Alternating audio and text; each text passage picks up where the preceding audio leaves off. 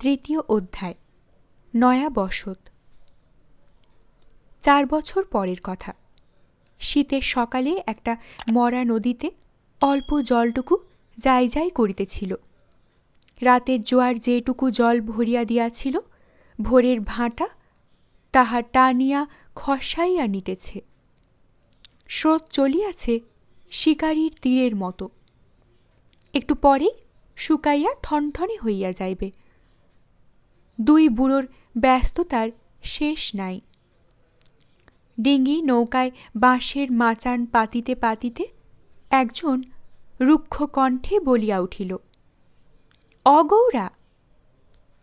গৌরার হাতের মোটা মোটা আঙুলগুলি শীতে কুকড়াইয়া আসিতেছিল। একরাশ এলোমেলো দড়াদড়ি।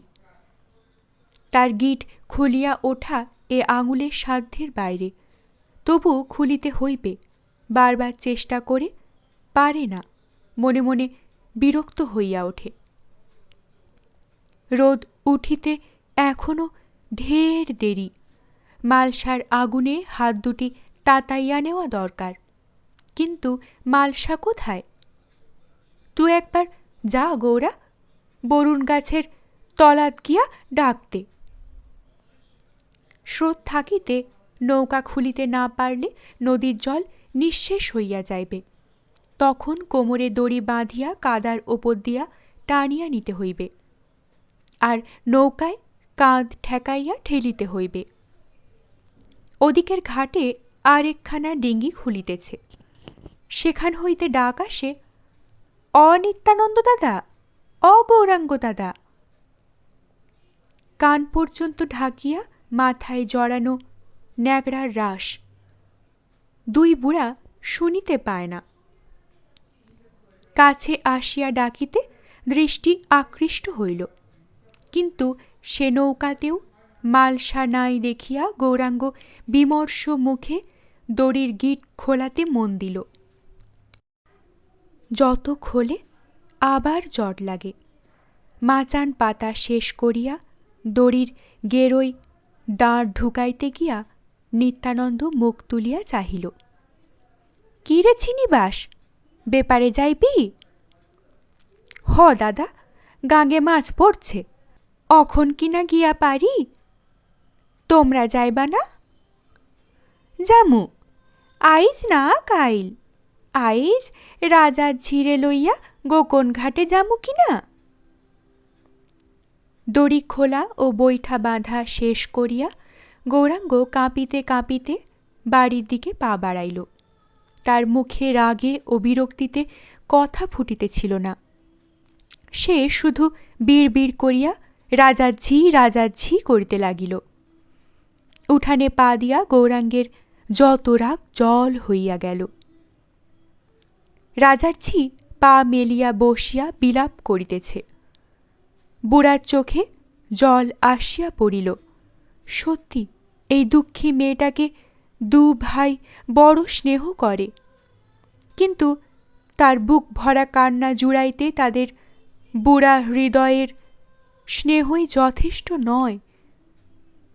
ছেলেটা ঘরের এক কোণে মলাটের বাক্সে তার রূপকথার রাজ্য সাজাইতেছে। কয়েকটি ছবির টুকরা, দেশলাইয়ের খালি বাক্স, জাল বুনিবার দুই একটা ভাঙা উপকরণ, কিছু সুতা, ছেঁড়া একখানা ভক্তি তত্ত্বসার, এক টুকরা পেন্সিল। মলাটের বাক্সে সযত্নে সাজানো হইলে মাকে হাত ধরিয়া উঠাইল। রোগা এক টুকরা ছেলেটার ইচ্ছার নিকট পরাজয় মানিয়াই যেন যুবতী মা কান্না থামাইয়া উঠিয়া পড়িল। এবার যাত্রা করিবার পালা। ধরা গলায় গৌরাঙ্গ বলিল, আর কিছু বাকি নাই তো? আর একটি কাজ বাকি আছে। তারা তুলসী তলায় প্রণাম করিতে গেল। নৌকা স্রোতের টানে বেশ চলিল। গ্রাম্য নদী, খাল বলিলেও চলে। দুই পারে যেন ছবি আঁকা। রোদ উঠিয়াছে। দুই পারে গ্রামের পর মাঠ তারপর গ্রাম, গ্রাম ছাড়াইয়া নৌকা চলিয়াছে। অনন্ত মার কোল ঘেঁষিয়া বসিয়াছিল। নৌকাতে এই প্রথম উঠিয়াছে। আজ তার আনন্দের সীমা নাই। দুই চোখে এক রাজ্যের বিস্ময়। নদীর দুইটি তীরই এত কাছে। গ্রাম ছাড়াইয়া যখন মাঠে পড়ে, জমির আলের ওপর ক্ষেতের লোকে তামাক টানে। লাঙ্গলে বাঁধা গরু দুটি তার দিকে তাকায়। নৌকাটা এক সময়ে আটকাইয়া গেল। ভাটার তখন শেষ টান। সবটুকু জল শুষিয়া নিয়া স্রোতের বেগ মন্দা হইয়া পড়িয়াছে। অনেক পিছনে নদীর মরিবার পালা আরম্ভ হইয়া গিয়াছে। রোগীর যেমন পা হইতে মরিতে মরিতে সবশেষে মাথায় আসিয়া শেষ মৃত্যু হয়, তাদের এ পোড়া গাঙেরও সেই দশা। যে নৌকা যেখানে থাকে সেইখানেই আটকাইয়া থাকে। গৌরাঙ্গ তখন হতাশ হইয়া হালের দ্বার খুলিয়া ফেলিল। ইহার পর যে কাজ করিতে হইবে, শীতের দিনে তাহা একান্ত বিরক্তিকর। অনন্তর মা আগেই কলকেতে তামাক দিয়াছিল। মালসা হইতে এইবার জ্বলন্ত টিকাটি তুলিয়া গৌরাঙ্গের দিকে হাত বাড়াইয়া দিল। হুঁকা হাতে করিয়া সামনের দিকে চাহিতে গৌরাঙ্গ দেখে তিতাসে পড়িতে আর বেশি দেরি নাই। এবার অনন্তর দিকে চাহিয়া তার মনে মমতা উছলিয়া ওঠে। অনন্তর বড় গাং দেখার অত স্বাদ। বড় গাঙের কথা, তার বুকে মাছ ধরার কথা, রাত জাগার কথা, ভাসিয়া থাকার কথা শুনিতে শুনিতে তার চোখ দুটি উজ্জ্বল হইয়া ওঠে। এ ছেলে বড় হইলে খুব বড় জেলে না হইয়া যায় না। তখন কি সে এই গৌরাঙ্গ নিত্যানন্দের মতো এই মরা নদীর হাঁটু জলে ট্যাংরা পুটির জাল ফেলিবে? সে তখন তিতাসের অগাধ জলে ভেসালো জাল, ভৈরব জাল, ছান্দি জাল পাতিয়া বসিবে। কে জানে, আরো বারগাঙে মেঘনার বুকে গিয়ে জগৎ বেড়ি হয়তো ফেলিবে। তখন কি এই গৌরাঙ্গ নিত্যানন্দের কথা তার মনে থাকিবে? কুড়াইয়া পাওয়া তার মা হয়তো হইবে বড় নদী, বড় জেলের মা। সেও কি তখন অনন্তকে মনে করাইয়া দিবে যে, অনন্ত, তোর মা ডাকাতের নৌকা হইতে জলে ঝাঁপ দিয়া এক দুর্দিনের রাতে বড় নদীতে পড়িয়াছিল। তুই তখন পেটে। তোর মা মরি বাঁচি করিয়া একটা বালুচরে উঠিয়াছিল মাত্র, আর কিছু মনে নাই। তারপর এই দুই বুড়া, তোর দুই দাদা, কোথা থেকে কোথায় নিয়ে আসিল। কোথায় ভবানীপুর গ্রাম, কোথায় কি। দেখ অনন্ত, আ ঘাটাতে ঘাট হয়, আ পথে পথ হয়, আ কুটুমে কুটুম হয়। এই দুই বুড়া যদিও কেউ না, তবু এরা সব কিছু। এরা দুজন আমার বাপ আর খুড়া। এ দুইজনকে তুই কোনো দিন ভুলিস না। শীত ছাড়িয়া যাওয়ায় নিত্যানন্দ তাজা হইয়া উঠিয়াছে। প্রসন্ন মুখে বলে, অনন্তরে ভাই, তুই না বড় গাঙের পাগল? ওই দেখ বড় গাং। অনন্তর ছোট শরীর, তার পক্ষে এত দূর থাকিতে বড় নদী দেখা সম্ভব নয়। বুড়োর বুকে পিঠে কাপড় জড়ানো, তার ওপর দিয়া টানিয়া তুলিয়া সে অনন্তকে বড় নদী দেখাইল। এইখান হইতে বৈঠা অচল। গৌরাঙ্গ কোমরে দড়ি বাঁধিয়া জলে নামিল। সে টানিবে। নিত্যানন্দ নামিল পিছনের দিকে। সে কাঁধ ঠেকাইয়া ঠেলিবে। নৌকা হালকা করিবার জন্য অনন্তকে লইয়া তার মাও তীরে নামিল। তারা বাঁক ঘুরিয়া বড় গাঙের নাও নামাইবে। এইবার বড় নদী। অনন্ত কোল হইতে নামিয়া পড়িল। একটা নেংটি ইঁদুর বুঝি ধান ক্ষেতের প্যাজ হইতে বাহির হইয়া রূপকথার দেশের এক নদীর পাড়ে গিয়া দেখিল সামনেই রূপার নদী, গলানো উপছানো রূপার নদী। সে তো নদী নয়, হাজার বছরে না শোনা গল্প দুই তীরের বাঁধনে পড়িয়া একদিকে বহিয়া চলিয়াছে। অনন্তর মুখে কথা নাই। সে নীরবে মায়ের সঙ্গে সঙ্গে জলে নমস্কার করিল। তারপর মায়ের দেখা দেখি হাত পা মুখ ধুইয়া নৌকায় উঠিয়া বসিল। মা হুঁকা জ্বালাইয়া নিত্যানন্দ বুড়ার দিকে হাত বাড়ায়। বুড়ার দিকে সে চাহিতে পারে না, চোখ ফাটিয়া জল বাহির হয়। অসহায় দুই বুড়া, দুজনেরই বউ বোন যৌবনকালেই মরিয়া গিয়াছে। স্ফটিক স্বচ্ছ জলের দিকে অনন্ত একবার মুখ বাড়াইয়া দেখিল। জলে তার ছোট মুখের ছায়া পড়িয়াছে। তারই ভিতর দিয়া দেখা যায় জলের স্বচ্ছতা ভেদ করিয়া জাগিয়া আছে বালিময় তলদেশ। দুই একটা শামুক হাঁটিয়াছে, তার রেখা বালির বুকে আঁচড় কাটিয়াছে। ছোট ছোট বেলে মাছ সে বালিতে বুক লাগাইয়া চুপ করিয়া আছে, যেন হাত বাড়াইলেই ধরা যাইবে, একটুও নড়িবে না। আর সেই শামুক চলার দাগ কম জল হইতে ক্রমে বেশি জলের দিকে চলিয়া গিয়াছে। জলের নিচে বালিমাটি ক্রমে ঢালু হইয়া চলিয়াছে। এখানটা স্পষ্ট দেখা যায়, ওখানটা একটু একটু করিয়া অস্পষ্ট হইয়াছে। তারপর ওখানটাতে কিছুই আর দেখা যায় না। জল ওখানে বেশি কিনা। শামুকগুলি ওখানটাতেই গিয়াছে, সঙ্গে সঙ্গে তাদের পায়ে চলার দাগগুলিও অদৃশ্য হইয়াছে। ওখানটাতে কি রহস্য? নামিলে পায়ে মাটি ঠেকিবে না। আরও একটু দূরে বুঝি ওই দাঁড় দিয়াও মাটি ছোঁয়া যাইবে না। সেখানটাতে আরও কত রহস্য, কত কি যে আছে সেখানে, হাজার চেষ্টা করিলেও অনন্ত কোনো দিন দেখিতে পাইবে না। তার চোখ আবার নিকটে ফিরিয়া আসিল। বেলে বাচ্চাগুলি এখনো শুইয়া আছে। তার হাত দিয়া জল নাড়িতেই মাছ কটা চরচর করিয়া চলিয়া যাইতে লাগিল, জলের ওপর ভাসিয়া উঠিল না। বেলে মাটিতে বুক লাগাইয়াই ক্রমে অস্পষ্ট হইয়া মিলাইয়া গেল।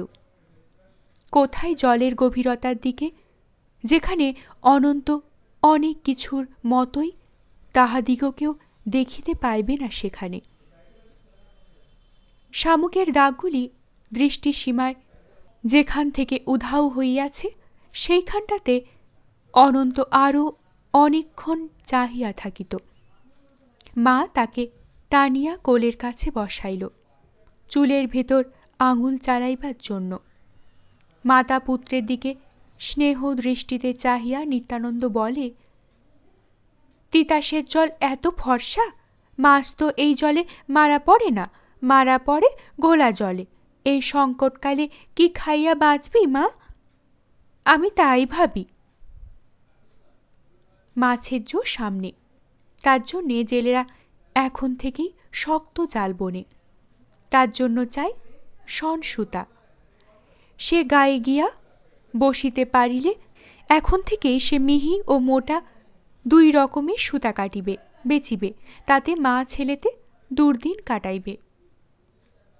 খাই না খাই দিন আমার যাইব, রাইত আমার পোহাইব, কিন্তু তোমরা তো জন্মের লাগি পর হইয়া গেলা। তারাও যদি এ নদীর পাড়ে ঘর বাঁধিত, কিন্তু জন্মভিটার এমনই তাদের মায়া, বুড়া হইয়াছে সব ছাড়িবে, তবু জন্মভিটা ছাড়িবে না।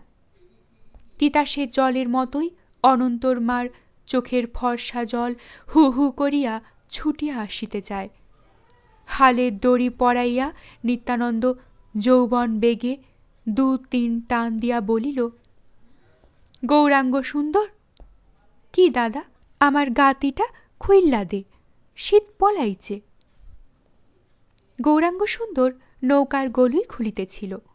দাদার আদেশ পাইয়া তার পিঠের বড় গেরো খুলিয়া পড়তে পড়তে পেঁচানো কাপড়ের নিবিড় বন্ধন হইতে দাদাকে মুক্ত করিল। গাতি তাদের শীতের পোশাক। এবার গৌরাঙ্গ সুন্দর গঙ্গা মার নাম স্মরণ করিয়া লগি ঠেলিয়া নৌকা ভাসাইল। অনন্তকে মা আরও কাছে টানিয়া নিল। সে নীরবে মার বাহুর বেড়ায় বাধা পড়িল, কিন্তু তখন তার মন না ছিল মার দিকে, না ছিল দাদাদের দিকে। নৌকাখানার অস্তিত্ব পর্যন্ত সে ভুলিয়া গেল। তার চোখের সামনে জাগিয়া রহিল শুধু একটা নদী। সে নদী তার সকল সত্তাকে, সারা অনুভূতিকে লুতা তন্তুর মতো টানিয়া লইয়া চলিয়াছে। ভূত ভবিষ্যৎ বিস্মৃত হইয়া সে এক সদ্য জাগ্রত মুখর বর্তমানের স্রোতে ভাসিয়া চলিয়াছে। তার প্রকৃত যাত্রা শুরু যেন হইয়াছে এইখান থেকে। দুপুর গড়াইয়া গেল, একটু পরেই বিকাল হইবে। অনন্তর মা সে গাঁ কোনো দিন চোখে দেখে নাই, শুধু জানে গাঁখানা তিতাস নদীর তীরে। নদী সোজা উত্তর দিকে আসিয়া এ গাঁয়ের গা ঘেঁষিয়া পশ্চিম দিকে মোড় ঘুরিয়াছে। এক একটা গ্রামের ছায়ায় নৌকা আসিলে চমকাইয়া উঠিয়াছে, বিহ্বলের মতো চাহিয়াছে, এই বুঝি সেই গাঁ। গাঁখানা তার মনকে টানিয়াছে, শুধু আজ নয়, অনন্ত যখন পেটে তখন থেকে। অত বিস্মৃতির মাঝেও, বিপদের অত ঝড় তুফানের মাঝেও গাঁখানার নাম সে মনে রাখিয়াছে। আর কিছু তার মনে নাই। সে গাঁ হইতেই সে প্রবাসে গিয়াছিল, তার নামও মনে নাই। দেখিতে যেন কি রকম ছিল তাও তার মনে নাই। কতবারই বা দেখিয়াছে। সেই প্রথম দিনের দেখা, সারা অন্তর তাকে চাহিয়াছিল, কিন্তু ভালো করিয়া কি তার দিকে চাহিতে পারিয়াছে? অত লোকের সামনে গান বাজনা, হইচই, মারামারি সব কিছু মিলিয়া সেদিন তাকে মূর্ছিত করিয়াছিল না? সেই তো তখন আমাকে তুলিয়া ধরিয়াছিল। না হইলে মাটিতে গড়াইয়া পড়িতাম। যারা মারামারি করিতেছিল তাদের পায়ের তলায় পড়িয়া মরিয়া যাইতাম। মনে পড়ে সেদিন তাকে একান্তভাবে পাইলাম। আমার বড় ভয় করিতেছিল, দুরু দুরু বুকে তার জন্য প্রতীক্ষা করিতেছিলাম। সে আসিয়া বাহুর বন্ধনে বাঁধিয়া ভয় দূর করিল। এ যেন একটা পুতুল খেলার মতো খেলা হইয়া গেল। আরও দুই একবার দেখিয়াছি, কিন্তু লোকের সামনে তার দিকে চাহিতে কেমন লজ্জা করিত। এজন্য পরিপূর্ণভাবে কি তাকে দেখিতে পাইয়াছি যে চেহারা মনে থাকিবে? মনে পড়ে নৌকাতে যখন মাচানের তলে ছিলাম বন্দি, তার বন্ধু আসিয়া খাওয়াইত, কিন্তু সে থাকিত দূরে দূরে। বন্ধুকে সে বলিয়াছিল আমি দেখিতে কেমন সে তা ভুলিয়াই গিয়াছে। আমার না হয় চাহিতে বাধা, তার চাহিতে বাধাটা ছিল কোথায়? এত ভোলা যার মন, সে কি এখনো দেখিলে চিনিতে পারিবে? চিনিতে পারা না পারা আমার কাছে দুইই সমান। চিনিতে পারিলে বলিবে ডাকাতে যাকে ছুঁইয়াছে তার সঙ্গে আমার কি সম্বন্ধ? আর চিনিতে না পারিলে বলিবে অনাথা বিধবা, তাই সম্বন্ধ জড়াইয়া ঠাঁই করিয়া লইতে চায়। সামনে পতি নাই, হাতে নোয়া, কপালে সিঁদুর, পরনে শাড়ি মানায় না। বাপ জোর করিয়া বিধবার বেশ পড়াইয়াছে। আপত্তি করিলে বলিয়াছে ডাকাতে যখন ধরিয়াছিল নিশ্চয়ই কাটিয়া ফেলিয়াছে। তা না হইলে মোহনা স্রোতের পাকে যখন পড়িয়াছিল, নৌকা কি আর ছিল? নিশ্চয়ই ডুবিয়া গিয়াছিল। আমার সকল বন্ধন ছিন্ন করিয়া চিরদিন আমাকে মেয়ের মতো কাছে রাখিবে, বুড়ার মতলব ছিল এই। প্রতিবেশীদের কাছে তখন পরিচয় দিয়াছে এর স্বামীকে ডাকাতে মারিয়া ফেলিয়াছে, একেও মারিয়া ফেলিত, জলে ঝাঁপ দিয়া বাঁচিয়াছে। সেই থেকে বিধবার বেশ। কিন্তু সে তো বাহিরের। মনে মনে জানি সে আছে, সে ওই গাঁয়েই আছে, কিন্তু না জানি তার নাম, না জানি তার বন্ধুর নাম। রোদ কড়া হইয়া উঠিয়াছে, নৌকাখানা তাতিয়া উঠিয়াছে, দুই বুড়ার শক্ত চামড়াও তাতিয়া উঠিয়াছে। অনন্তর মার স্নেহ উথলিয়া উঠিল, বারবার ইচ্ছা করিল তার সাদা কাপড়ের আঁচল দিয়া তাদের গায়ে ছায়া দেয়, কিন্তু সে অসম্ভব। একটা বালিকা বয়সী নারীর আঁচলে গা ঢাকা দেওয়ার বয়স তাদের নাই। সে আঁচলে সে অনন্ত রোদে তাতা ছোট্ট শরীরখানা সূর্যের আড়াল করিল। কড়া রোদে মায়ের মিষ্টি ছায়ার আড়ালে থাকিয়া অনন্ত কোনো এক সময়ে ঘুমাইয়া পড়িয়াছে। অনেক কিছু দেখিতে পারিত, ঘুমাইয়া পড়াতে দেখিতে পারে নাই। হয়তো স্বপ্নে তাহার সবই দেখিতে পাইয়াছে। ঘাটে গিয়া নৌকাখানা শব্দ করিয়া ঠেকিল। চলতি নৌকা।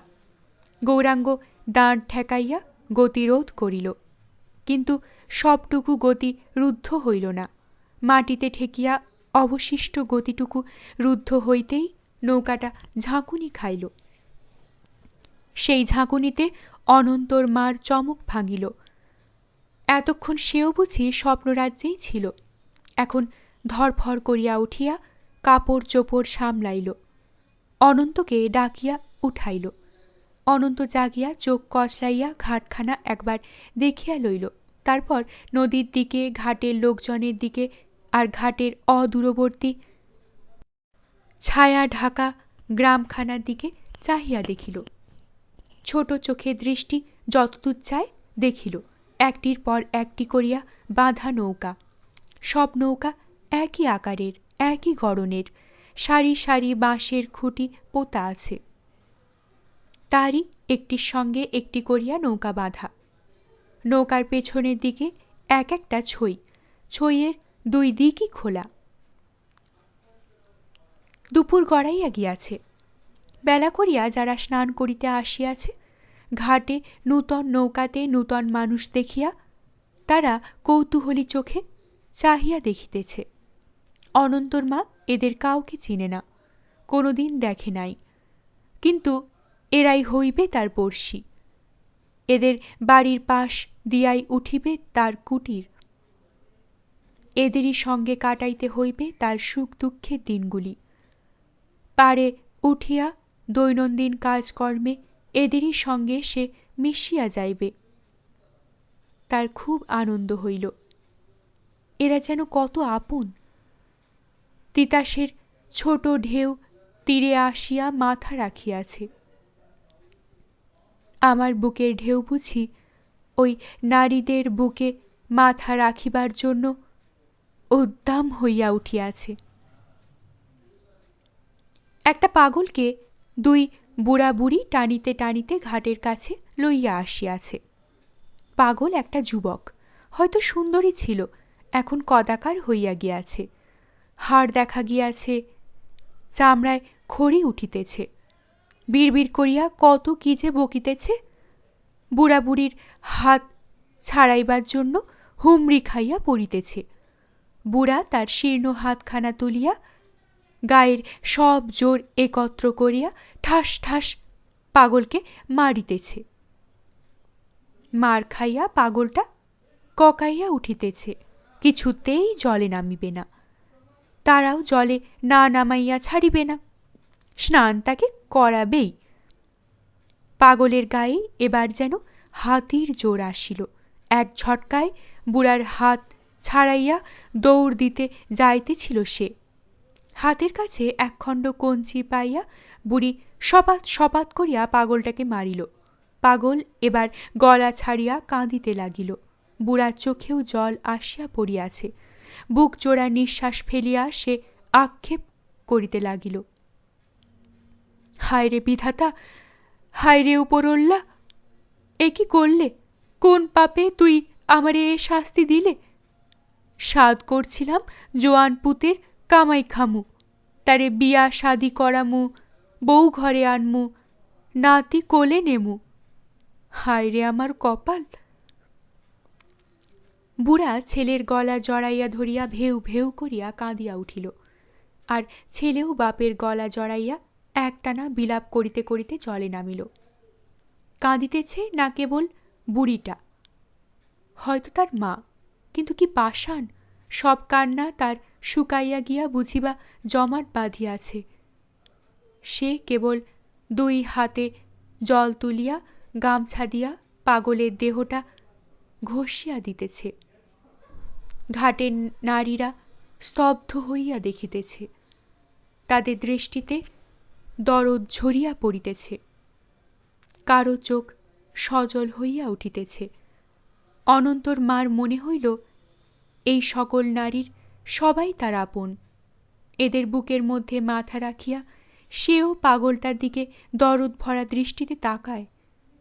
সেও ঘরে যাওয়ার কথা ভুলিয়া পাগলটার দিকে জল ভরা চোখে চাহিয়া থাকে।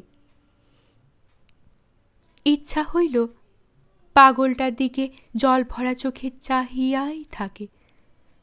ইচ্ছা হইল পাগলটার গলা জড়াইয়া ধরিয়া সেও খানিকটা গলা ছাড়িয়া কাঁদে। অনন্তর মা অনন্তকে শক্ত করিয়া বুকে চাপিয়া ধরিল। এ গায়ে একজন নূতন বাসিন্দা আসিয়াছে, খবরটা যারাই পাইল তারাই খুশি হইল। মালোপাড়ার সবচেয়ে যে ধনী ছিল তারই গিন্নি কালোর মা ছেলেদের বলিয়া একখানা পোড়ো ভিটি কম দামে ছাড়িয়া দিল। ছেলেমেয়েরা হইচই করিয়া তার আগাছা সাফ করিয়া তারপর পাড়ার 5 জনে মিলিয়া তার উপর একখানা ঘর তুলিয়া দিল। নূতন ঘরে অনন্তদিগকে রাখিয়া একদিন দুই বুড়া বিদায় লইল। বিদায় দিতে ঘাটে আসিয়া অনন্তর মা অনেকক্ষণ আত্মসম্বরণ করিয়াছিল। ঘাটের মেয়েরা কাজ ফেলিয়া এই বিদায় দৃশ্য দেখিতেছে। তাদের নৌকাখানা মাঝ নদীতে পড়িয়া আগাইয়া চলিয়াছে। এতটুকু পথ গিয়াই বুঝি দুই বুড়া শ্রান্ত হইয়া পড়িয়াছে। দাঁড় বাহিতে বাহিতে হাতের কবজিতে তারা কি কপালের ঘাম মুছিতেছে? অনন্তর মা মনে হইল তারা ঘাম মুছিবার ছল করিয়া দুজনেই চোখের জল মুছিতেছে। নৌকা আরো দূরে সরিয়া যাইতেছে, আরো আরো দূরে। অনেক ছোট দেখাইতেছে নৌকাখানাকে। মানুষ দুজনকেও এবার দেখাইতেছে অনেক অনেক ছোট, যেন দুটি শিশু, যেন চাঁদের দেশের দুটি শিশু যাত্রা গানের বুড়ার পোশাক পরিয়া নাও বাহিয়া চলিয়াছে। এ জগতের নয় তারা, কেন আসিয়াছিল? আর থাকিবে না, ক্রমেই ওপরে উঠিয়া ছোট হইয়া যাইতেছে, এখনই মিলাইয়া যাইবে। অনন্তর মা এবার কাঁদিয়া উঠিল, হয়তো মাটিতে পড়িয়া লুটাইয়া কাঁদিত। এই সময়ে একজনকে আগাইয়া আসিয়া তাকে ধরিয়া ফেলিল। অশ্রুভরা চোখ তুলিয়া চাহিয়া দেখে সে তারই সমবয়সী, তারই মতো সে জনারও বিধবার বেশ। পাড়ার কৌতূহলী নারীরা বলা বলি করে সে কে, কোন দেশে বিয়া হইয়াছিল, ছেলের বাপ কবে মরিয়াছে, ছেলে তখন পেটে, না কোলে না হাঁটতে শিখিয়াছে।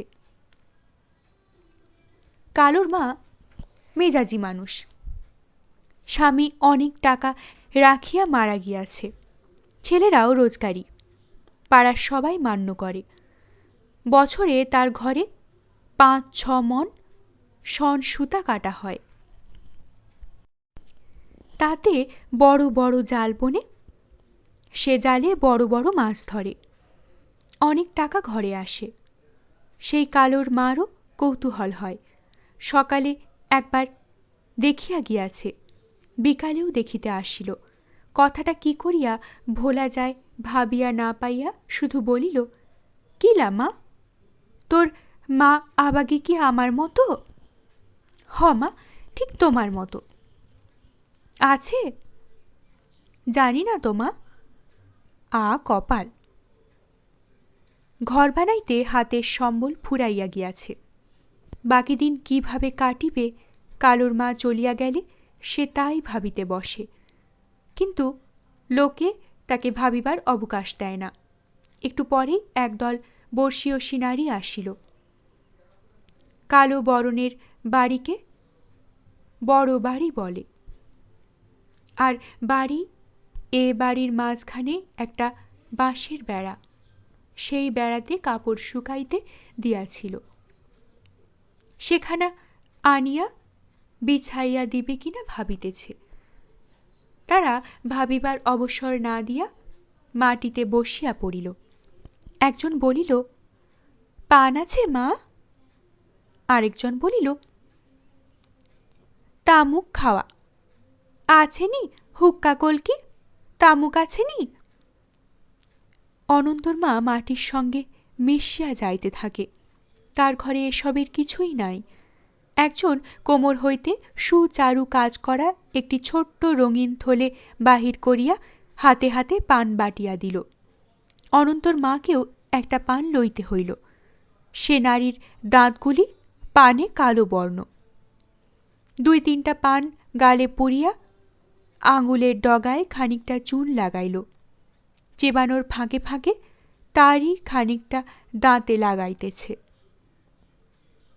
মুখখানা হইয়াছে টকটকে লাল। অনন্তর মা অবাক হইয়া তার দিকে চাহিয়া রহিল। কি দেখছ মা অবাক হইয়া? আমি খুব বেশি বটপাতা খাই না। আমি আর কত খাই, আমার শাশুড়ি এ যা বটপাতা খাই তো। বটপাতা? অনন্তর মা বিস্মিত হইয়া জিজ্ঞাসা করিল। সে নারী সঙ্গিনীর দিকে ইঙ্গিত করাতে কথাটা সে বুঝাইয়া দিল। তাইনের শ্বশুরের নাম পাণ্ডব। পান কইতে পারে না, পানেরে কয় বটপাতা। আর তামুক খাই তো আমার শ্বশুর। মাথার এক ঝাঁকড়া বাবরি চুল, জমদূতের চৌক। আমরা ডরাইতাম। সারিন্দা বাজাইতো আর তামুক খাইতো। আর আমার ননদের শাশুড়ি, জামাই আইলে তারে ঠকানো চাই। পান সাজাইয়া কইতো, পান খাও রসিক জামাই, কথা কও ঠারে। পানের জন্ম অইল কোন অবতারে? যদি না কইতে পারে পানের জন্ম কথা, ছাগল হইয়া খাও শাওড়া গাছের পাতা। খাইতো কোন জামাই পান তার সামনে? এসব হাসি ঠাট্টার কথাতে অনন্তর মার মন বসে না। বর্ষীয়সী রঙ্গিনীরা তার মন পায় না। মনে করে এ নারী অনেক দূরের। এই তো এক মুঠা মেয়ে, তাকেও দলে পাইবে না, এত দেমাক। কিন্তু অনন্ত উহাদের মুখের দিকে চাইয়া থাকে। এরা বুঝি রূপকথার দেশের? এদের মনে মনে অনেক গল্প জমা আছে, বলিলে কোনো দিন ফুরাইবে না। একজন গল্পের ঝাঁপি খুলিল। আমার শ্বশুরের অনেক কিচ্ছা আছে। তুমরি খেলা জানতো? উঠানের 2 দিকে 2 ওস্তাদ খাড়াইত। একজন মন্ত্র পইরা সাপ চালান দিত, আরেকজন ময়ূর চালাইয়া সেই সপ্প সংহার করত। সেই মন্ত্র না জানা থাকলে মরণ, সেই জন আবার ফিরতি আগুন চালান দিত। অন্য একজন বরুণ মন্ত্রে মেঘ নামাইয়া আগুন নিভাইত। একবার কামরূপ কামিক্ষা হইতে এক ওস্তাদ বাদদানি আইল আমার শ্বশুরের লগে তুমরি খেলতে। প্রথম খেলা হইল গাউরের আর এক ওস্তাদের লগে। বাদদানি সরষার মধ্যে মন্ত্র পইরা ওস্তাদের পরাণ টিপ্পা ধরল। বাদদানি সরষা বান্ধা গিরোর মধ্যে টিপা দেয় আর ওস্তাদের নাক দিয়া গল গল কইরা রক্ত পড়ে। ওস্তাদের পাল্টা মন্ত্র জানত না। আমার শ্বশুর আছিল কাছেই। বাদদানিরে এক ধাক্কায় মাটিতে ফালাইয়া সরষা বন্ধন খুইল্লা ওস্তাদরে বাঁচাইল।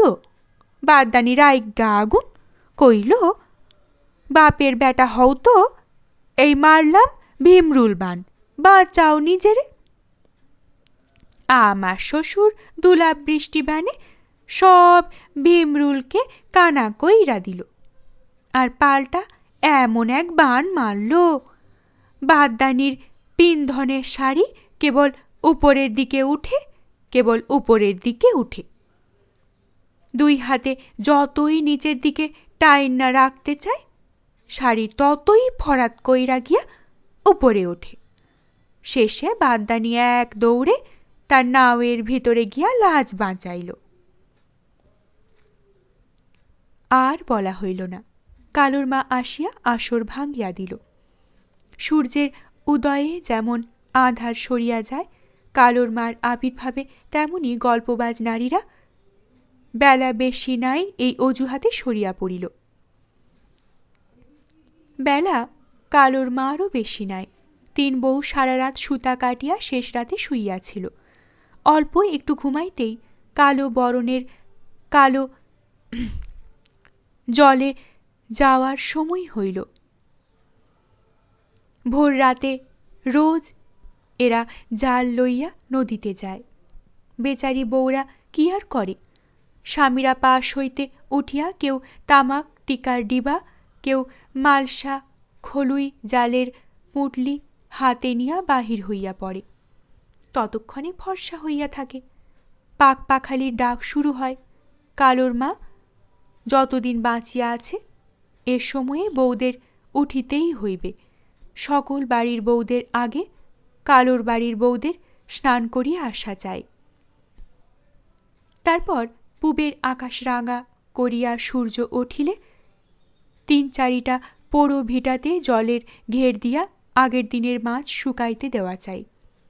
কালুর মা ততক্ষণ তরুণ রোদ গায়ে লাগাইতে লাগাইতে তিতাসের পাড়ে গিয়া বাজারের ঘাটের দিকে মুখ করিয়া দাঁড়ায়। রাতের জেলেদের মাছে ভরা নৌকাগুলিতে বাজারের ঘাট ছাইয়া ফেলে। তার উপর শত শত বেপারী ওঠানামা করে। শোরগোলের অন্ত থাকে না। তাদেরই একজন কালো বরণের দৃষ্টি আকর্ষণ করিয়া বলে, তোমার মা দাঁড়াইয়া আছে। মা দাঁড়াইবার ভঙ্গিটিও রাজসিক। অল্পেতেই চোখে পড়ে। কালো বরণের ভাই এক দৌড়ে এক ছাঁকা মাছ মার হাতে দিয়া যায়। বাড়িতে আনিলে পরে কোটার ধুম। 2 বেলা রান্নার মাছ রাখিয়া বাকি মাছ সেই জলের তলাতে রাখিয়া আসে। সারা গায়ের কাক তখন মালোপাড়ায় ভিড় করে। এ পাড়ায় আসিলে কাকেদেরও বেহায়াপনা বাড়ে। মানুষের চোখে ধুলা দিয়া কি করিয়া এক ফাঁকে জালের ঘেরের ভেতর থেকে শোয়ানো মাছ টানিয়া নেয়। কিন্তু কালুর মা সজাগ। চৌকি পাতিয়া কঞ্চি হাতে নিয়া বসে। কাকের কয়েকটা ছেঁড়া পালক দড়িতে বাঁধিয়া কঞ্চির আগাতে ঝোলায়। সেই কঞ্চি নাড়িলে কাক কাছে আসে না, কেবল দূরে থেকে কা কা করে। কয়েকটি নাতি নাতনি আছে। ছোট ছোট টুকরিতে মুড়ি লইয়া বুড়ির কোল ঘেঁষিয়া কেউ বসে, কেউ দাঁড়ায়। যেটি হাঁটিতে পারে না, শুধু দাঁড়াইতে পারে, তার হাত ধরিয়া অন্য হাতে কঞ্চি দোলাইয়া বুড়ি ছড়া কাটে। কাউয়ার দাদি মরল, কলা দিয়া ঢাকল, দূর হ কাউয়া দূর। এই কালুর মার কাছে সময়ের দাম আছে, তার কাছে অনন্তর মার তো দুগ্ধপোষ্য। যারা বিনা কাজে সময় কাটাইতে আসিয়াছিল তারা চলিয়া গেলে বলিল, কাম কাজ নাই কোনো? কাজের মধ্যে ঘাটে গিয়া এক কলসি জল আনিতে হইবে, এছাড়া আর কি যে করিতে হইবে ভাবিয়া পায় না অনন্তর মা। অথচ করিতে হইবে অনেক কিছু, কাজ সে করিবে। কে তাকে হাত ধরিয়া কাজ করার সন্ধান দেখাইয়া দিবে? কালোর মা কেবল কাজের তাড়া দিতে জানে, কাজের পথ দেখাইতে জানেন না। কাজের পথ যে জন দেখাইয়া গেল সে শুক্লার বউ, অল্প বয়সে বিধবা। সেদিন ঘাটে সেই তাকে ধরিয়াছিল। তার সেই সমবেদনার নিঃশ্বাস এখনো অনন্তর মার চোখে মুখে বুকে লাগিয়া আছে। শুক্লার বউ এ কয়দিন কেবল উঁকিঝুঁকি মারিতেছিল। একা থাকিলে দেখে মুখখানা ভার, গোমরা মুখের সঙ্গে ভাব করিতে যাওয়া নিরর্থক। যখন কাছে মানুষ থাকে তখন মানুষ বলিতে ওই কালোর মা। শুক্লার বউ এই কালোর মাকেই সইতে পারে না। হরিণী যেমন নিজের কস্তুরীর গন্ধ অনুভব করে, শুক্লার বউয়ের আবির্ভাবও অনন্তর মার তেমনি করিয়া অনুভব করিল। জেলে রমণীর ঘরে থাকিবে কাটা কাটা সুতা, এক আধখান অসমাপ্ত জাল, আর সুতা কাটার জাল বোনার নানা কিসিমের সরঞ্জাম। এই যদি না রহিল তো জেলেনির ঘরে আর কায়স্থানীর ঘরে তফাৎ রহিল কোথায়? ঘটি বাটিগুলোর 2 দিন মাজা হয় নাই, তাও তার দৃষ্টি এড়াইল না। মনে মনে শুক্লার বউ বলিল, এত আলসেমি 2 দিনেই ভাঙিতে হইবে। তার মাথার চুলে দেব দুর্লভ অজস্রতা, সাধ হয় খুলিয়া নাড়িয়া ছাড়িয়া দেখে। মুখখানা মলিন তবু সুন্দর, চিবুক ধরিয়া নাড়িয়া দিলে বেশ হইত। সুন্দর চোখ দুইটি শুভ দৃষ্টির সময় কার দিকে পূর্ণ দৃষ্টিতে চাহিয়াছিল, কেমন না জানি ছিল সেজন, কিন্তু সে তো আর নাই, এও তো আমারই মতো বিধবা। ছাওয়ালের বাপ কবে স্বর্গে গেল দিদি? জানি না। বলি মারা গেছে তো? জানি না। বিয়া হয়েছিল কোন গায়ে? জানি না। আমি কই বিয়া একটা হয়েছিল তো? জানি না দিদি। শুক্লার বউ না চটিয়া পারিল না। পোড়া কপাল, কই এই ছাওয়ালটা হইছে বিয়া হইয়া তো? মনে মনে খানিকটা ভাবিয়া নিয়া এবারও আগের মতোই জবাব দিল, জানি না তো দিদি। খালি জানি না জানি না জানি না। তুমি কি দিদি কিছুই জানো না? নাকি জিভে কামড় শিরে হাত? কেমনে আইল জগন্নাথ? আসমান থাইকা হইছে বুঝি? অনন্তর মা অপমানে মরিয়া যাইতে থাকে। ঘরখানা যেন শূদ্রাণীর মন্দির, না আছে এক বন্দা সুতা, না আছে একখানা তকলি, নিজে যেমন ফুল বামনি। সুতা পাওয়া যাইব আইস দুপুরে, এ বাড়ির বউ ঠাকুরাইনে দিবে। ও কালোর মা, দর কত? জানি না, ধারে দিবে। শুক্লার বউ গম্ভীর হইয়া গেল। এই তো জগৎবের ফেলিয়াছে, এদিকে রাঘব বোয়াল আছে মনের আনন্দে। ভালো মানুষের হাতেই পড়ছ দিদি। দিদি তুমি কি যে কও, সে সোনার মানুষ গো দিদি, কত আদর করে আমারে আর অনন্তরে। শুক্লার বউ মনে মনে হাসে। তুমি তাদের সন্দেহ করো কেনে? সন্দেহ করি কেনে? আমার অন্তরে বড় জ্বালা দিয়া রাখছে, এমন জ্বালা যা কইবার উপায় নাই, দেখাইবার সাধ্য নাই। বুঝলাম। বাপের ঘরে এক নাল সুতা কাটিতে হয় নাই, শিখিবার সুযোগ পাই নাই কোনো দিন। 10 সের সুতা লইয়া সে অথই জলে পড়িল। দুপুরের পরে শুক্লার বউ কতকগুলি সুতা কাটার হাতিয়ার লইয়া হাজির হইল। সেগুলি মাটিতে নামাইয়া বলিল, এই নেও বড় টাকু, মোটা সুতার লগি, এই নেও ছোট টাকু চিকন সুতার, আর এই একখানা পিড়ি দিলাম। ঘাটে গিয়া সনের লাছি এর উপরে আজরাইয়া ধুইয়া আনবা, তারপর রইতে শুকাইবা, রাইতে আইয়া সব শিখাইয়া দিমু।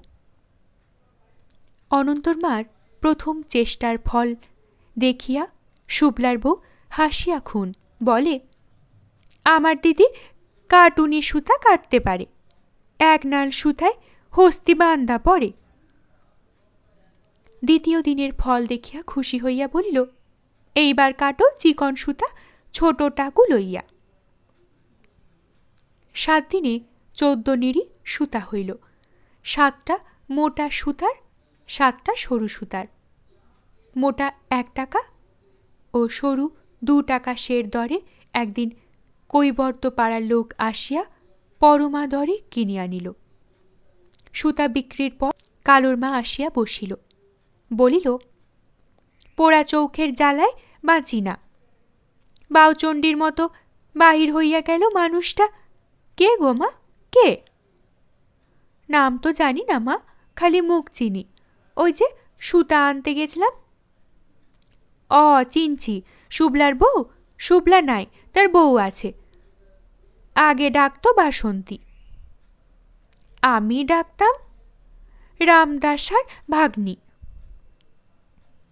আমার ছোট পুতের সাথে বিয়ার কথা হয়েছিল, সেই বিয়া হইল গগনের পুত শুভলার সাথে। সেই শুভলা মরল, ছেমরি তার নামের জয় ডাক হইয়া রইল। অখন ছোট বড় সকলেই ডাকে শুভলার বউ। আপনের ছোট ছাওয়ালের সাথে কথাবার্তা ঠিক হইয়া গেছিল বুঝি? হ মা, তারও আগে হওনের কথা আছিল, রামকেশবের ঘরে কিশোরের সাথে। যে কিশোর অখন পাগল হইয়া বনে বনে ফেরে। দুপুরে মঙ্গলার বউ বাসন লইয়া ঘাটে যাইবার সময় পাশের রাস্তা দিয়া না গিয়া অনন্তর মার উঠান দিয়া গেল এবং ঘরের দিকে উঁকি মারিয়া গেল। ফিরিবার সময়েও তেমনি ভাবে ঘরের দিকে চাহিতে ঘর হইতে সুবলার বউ ডাকিয়া উঠিল, অমোহনের মা, আজ যে দেখি ঘাটাতে চন্দ্র উদয়। মঙ্গলবার বউ বিরক্ত হইল। শুভলার বউ যে উহাকে দিন রাত আগলাইয়া রাখে, ইহা ভালো লাগে না। একদণ্ড একা পাইবার জো নাই। বিরক্তি মানুষকে অনেক সময় নির্মম করিয়া তোলে। মঙ্গলার বউ একটু আগাইয়া ছইয়ের ছাইচের তলায় আসিয়া এক পা বারান্দার উপরে আর এক পা নিচে রাখিয়া ঝুঁকিয়া পড়িল। তারপর হাতের তালুতে গাল ঠেকাইয়া বলবার কথাটাকে গুরুত্বপূর্ণ করিয়া তুলিল। কিলা শুভলার বউ, আজ নগরে বাজারে কি সমস্ত কথাবার্তা শোনা যাইতেছে? কি সমস্ত কথাবার্তা? 10 বিচারের মধ্যে নাকি তার কথাখান উদারচন হইব। কার কথা গো? অমোহনের মা, কার কথা? ছাওয়ালের মার। মঙ্গলার বউ কণ্ঠে শেষ। শুভলার বউ কথা না বাড়াইয়া তার ভুল শোধরাইয়া দিল। 10 জনের বিচারে তার কথা উঠব কেন গো? সে কি কারুর বাপের ধন সাপড়ে দিয়া খাওয়াইছে? না পথের মানুষটাই কাই না সে 10 জন তারে বিচার করব? ভালো কইরা না শুই না তোমরার মতো উপর ভাষা আমি কোনো কথা কই না মোহনের মা। শুভলার বউ সত্যিই এত সহজে থামিল না। রাত্রের বৈঠকের সকল কথাই সে বলিয়া রাখিল। মাতব্বরেরা সকলে এতদিন বাড়িতে ছিল না। কেউ গিয়াছিল উত্তরে বেপার করিতে, কেউ গিয়াছিল উজানে ধান কিনিতে, কারো হইয়াছিল জ্বর। এখন সব লোক গায়ে আসিয়াছে। যার শরীর ভালো ছিল না তার শরীর ভালো হইয়াছে। গাখানা লোকজনে থমথম করিতেছে। সামাজিক বৈঠক হওয়ার এই তো সময়। কত কথা জমিয়া আছে, কত লোকের নামে আচার বিচার বাকি আছে। কালী পূজা সম্বন্ধে, গাঙের মাইত সম্বন্ধে কথা তুলিবার আছে। সব কথা শেষে অনন্তর মারও একখান কথা উঠিতে পারে। সে সমাজ করিবে কার সঙ্গে? তোমার সঙ্গে, না আমার সঙ্গে, না কালুর মার সঙ্গে? সুবলার বউয়ের কথার তোড়ে মঙ্গলার বউ ভাসিয়া গেল, কিন্তু অনন্তর মার ভয় করিতে লাগিল। 10 জনের মধ্যে কথা উঠিবে ভাবিতে বুক দূর দূর করে। নূতন গায়ে নূতন মানুষ হইয়া আসার এমন ঝকমারি।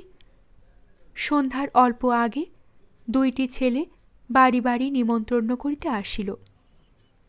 ছেলে দুটি পাড়ার এক প্রান্ত হইতে শুরু করিয়া প্রত্যেক বাড়িতে বলিয়া গেল, ঠাকুর সকল ঘরে নিয়ে আছো আমার একখান কথা। ভারতের বাড়িতে আজ 10 জনের সভা, তোমরা নিমন্ত্রণ। পান তামুক খাইবা, 10 জনে 10 কথা শুনবা। ভালো লাগলে অবশ্যই লাইক করবেন, শেয়ার করবেন। পরবর্তী পর্বে চোখ রাখতে চ্যানেলটিকে অবশ্যই সাবস্ক্রাইব করবেন ও প্রতিটি পর্ব মিস না করার জন্য বেল আইকনটি প্রেস করবেন। আপনাদের অভিমত কমেন্ট বক্সে অবশ্যই জানাবেন। অনেক ধন্যবাদ। নমস্কার।